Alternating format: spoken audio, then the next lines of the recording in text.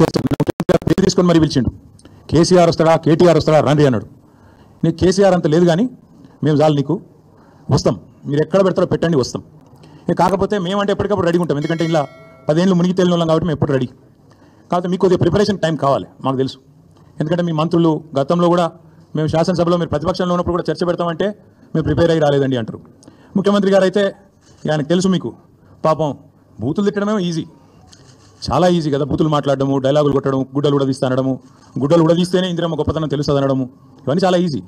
కానీ ముఖ్యమంత్రి గారికి నేను ఎందుకు 72 గంటలు టైం అంటున్నా అంటే మళ్ళీ మీరు అక్కడికి చర్చకు వచ్చి బేసిన్లు బెండకాయలు అని చెప్పి ఆయనతో ఉన్న పరువు తీసుకుంటే తెలంగాణ ముఖ్యమంత్రి పరువు పోతుంది. ఇప్పటికే మీరు ఎంత సిగ్గుమాలిన వ్యక్తి ఇప్పటికీ అందరికీ అర్థమైపోయింది. ఎవడన్నా అడుగుతారండి ముఖ్యమంత్రి దేవాదుల గోదావరి బేసిన్లు ఉన్నదా అని అడిగే పరిస్థితి ముఖ్యమంత్రి. బేసిన్ తెలియదు, బెండకాయ తెలియదు. దాంతోపాటు ఇంకా దరిద్రం ఏంటంటే నల్లమల పులి అని చెప్పుకుంటాడు, నల్లమల తెలంగాణలో ఉంది కదా అని అడుగుతాడు మీటింగ్లో.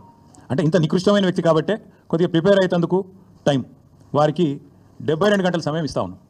లేదు ముఖ్యమంత్రి గారు కనుక ముచ్చటపడి లేదా మా సొంత ఊరికే రండి కొండారెడ్డిపల్లి కంటే అక్కడికైనా వస్తాం, లేదు మా సొంత నియోజకవర్గం కొడంగల్లో పెడతాను నేను అంటే నీ ఇష్టం అక్కడైనా పెట్టు, లేదు మా నాయకుడు కేసీఆర్ గారి సొంత ఊరు చింతమడకకు వస్తావా అక్కడ రెడీగా ఉంటాం, లేదు మా నాయకుడు కేసీఆర్ గారి నియోజకవర్గం గజ్వేలు అక్కడికి వస్తావా నీ ఇష్టం, ఊరు నీ ఇష్టం, ప్లేస్ నీ ఇష్టం, సమయం డేటు అన్ని నీ ఇష్టం, నేను రెడీ, మా పార్టీ తరఫున నీ సవాల్ను స్వీకరిస్తూ ఉన్నాం. ఇందులో ముఖ్యమంత్రి గారి తరఫున మరి ముఖ్యమంత్రి గారు ఇచ్చిన సవాల్ను పార్టీ తరఫున నేను స్వీకరిస్తూ ఉన్నాను. వాస్తవాలు చెప్పాలి అంటే దశాబ్దాలుగా దగాబడ్డ తెలంగాణను కేసీఆర్ గారి నాయకత్వంలో ముఖ్యంగా వ్యవసాయము సాగునీటి రంగంలో ఎట్లాంటి విప్లవం సృష్టించినామో ప్రజలందరికీ ఇప్పటికే వారి అవగాహనలో ఉంది, వారి అవగతంలో ఉంది, వారి అనుభవంలో ఉంది. అయినప్పటికీ కొన్ని విషయాలు గుర్తు చేయాల్సిన బాధ్యత మా మీద ఉన్నది. ఆనాడు సమైక్య రాష్ట్రంలో తెలంగాణను నీళ్ళు ఇవ్వక ఎండబెట్టినారు కాబట్టే, కరెంట్ ఇవ్వక కాల్చక తిన్నారు కాబట్టే తెలంగాణ ఉద్యమం పుట్టింది. నీళ్లు నిధులు నియామకాలు అనే ఒక నినాదంతో ఆనాడు మేము ఉద్యమాన్ని నడిపాం.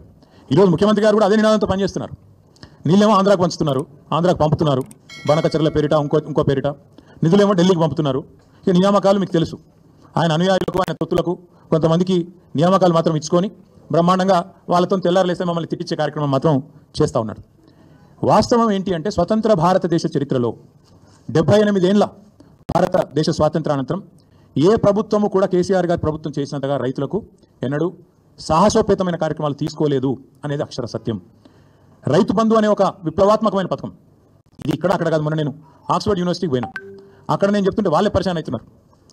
దాదాపు $9 బిలియన్ 70 లక్షల మంది రైతుల ఖాతాల్లో 11 విడతలుగా వేసినాము.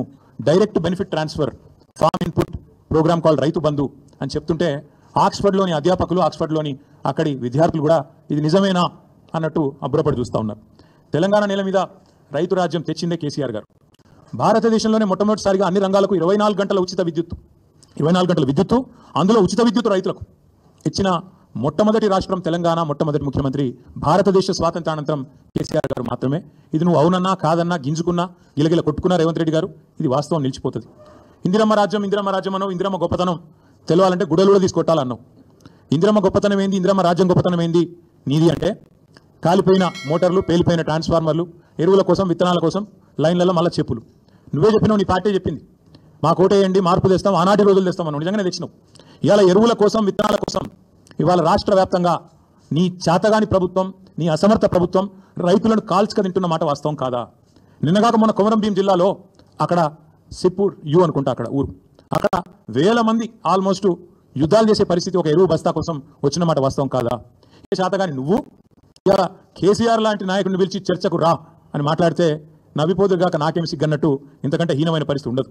అట్లాగే దశాబ్దాలు దగా చేసింది నీ ప్రభుత్వం కాదా? సాగునీటి ప్రాజెక్టులు కట్టకుండా రైతులను ఎండబెట్టి రైతుల ఆత్మహత్యలకు తెలంగాణను కేర్ ఆఫ్ అడ్రస్గా మార్చింది మీరు కాదా? అదే కేసీఆర్ గారు రైతుకు పెట్టుబడి ఇచ్చిండు, ఉచితంగా విద్యుత్ ఇచ్చిండు, చెరువులు నింపే మిషన్ కాకతీయ తెచ్చిండు, చెక్ డ్యాములు కట్టిండు, ఆఖరికి వాగులలో కూడా గోదావరి నీళ్ళని తీసుకొచ్చి ఒక మాంజీరా వాగులో, హల్దీ వాగులో, కొడెల్లి వాగులో వాగులు నింపిన ఘనత కూడా కేసీఆర్ దా కాదా?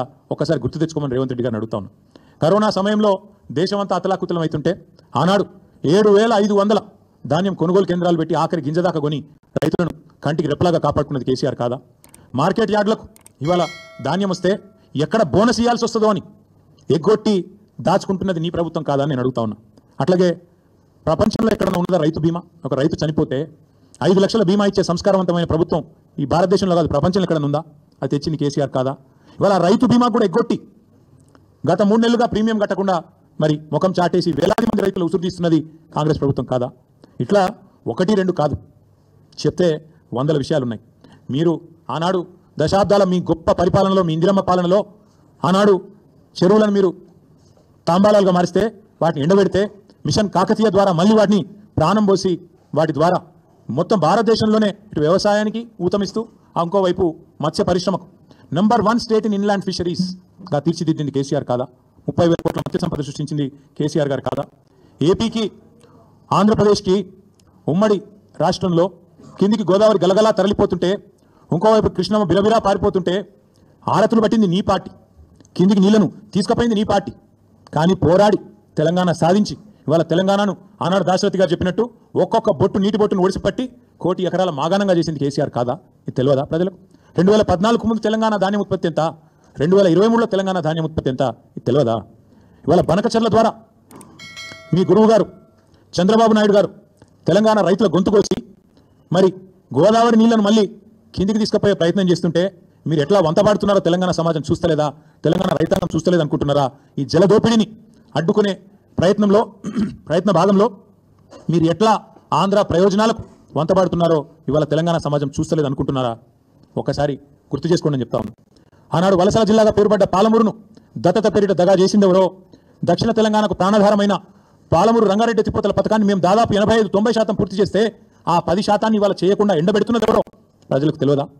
ఆనాడు నల్గొండ జిల్లా, మా స్రవంతి గారు ఇక్కడే ఉన్నారు, మునుగోడు, ఆ ప్రాంతం మొత్తం ఆనాడు ఫ్లోరైడ్ బాధతో బొక్కలు పూర్తి స్థాయిలో మూలుగ తెచ్చిపోయి దారుణంగా తయారైతే ఆ ఫ్లోరైడ్ అనే మహమ్మారిని తరిమి కొట్టింది కేసీఆర్ పరిపాలన కాదా? అన్నదాతల ఆత్మహత్యలు ఆపింది కేసీఆర్ పరిపాలన కాదా? ఈ సెంట్రల్ గవర్నమెంట్ పార్లమెంట్లో చెప్పిన మాట వాస్తవం కాదా? ఇట్లా చెప్తూ పోతే వందలు ఉన్నాయి. చివరికి ఎంత దారుణం అంటే నల్గొండ జిల్లాలో ఫెయిల్ అయిన బోర్లే ఇంటి పేరుగా రైతులు మార్చుకునే పరిస్థితి. బోర్ల రామరెడ్డి గారు, ఆయన ఇంటి పేరు బోర్ల రామరెడ్డి, 57 బోర్లేసి బొర్లా పడ్డ వ్యవసాయం తెలంగాణలో ఉన్నమాట వాస్తవం కాదా? ఇవాళ మీరు మాట్లాడితే దయ్యాలు వేదాలు వల్లించినట్టు నికృష్టంగా కాంగ్రెస్ గురించి, కాంగ్రెస్ యొక్క గొప్పతనం గురించి, ఇందిరమ్మ గురించి ఎమర్జెన్సీ విధించి ఆనాడు ఎంతోమందిని జైళ్లలో నూకిన ఇందిరమ్మను గుర్తు చేసుకుంటూ మళ్ళీ గుడ్డలు కూడా తీసుకొడతామంటే ఇవాళ తెలంగాణ సమాజం అట్లా చూస్తూ ఊరుకోవడానికి, నిస్తేజంగా చూడడానికి సిద్ధంగా లేదు. రేవంత్ రెడ్డి గారు, మీకు నేను స్పష్టంగా చెప్తా ఉన్నా, నీకు లెక్కలు తెలియకపోవచ్చు కానీ నేను గుర్తు చేస్తాను. వాస్తవం ఏంది? 2014లో ఆనాడు కొత్త రాష్ట్రం తెలంగాణ, ఏదో అధికార మార్పిడి కాదు జరిగిందో, కొత్త రాష్ట్రం పుట్టింది. ప్రజల దయతో, పోరాటాలతో, కేసీఆర్ గారి నాయకత్వంలో తెలంగాణ రాష్ట్రాన్ని సాధించుకున్నాం.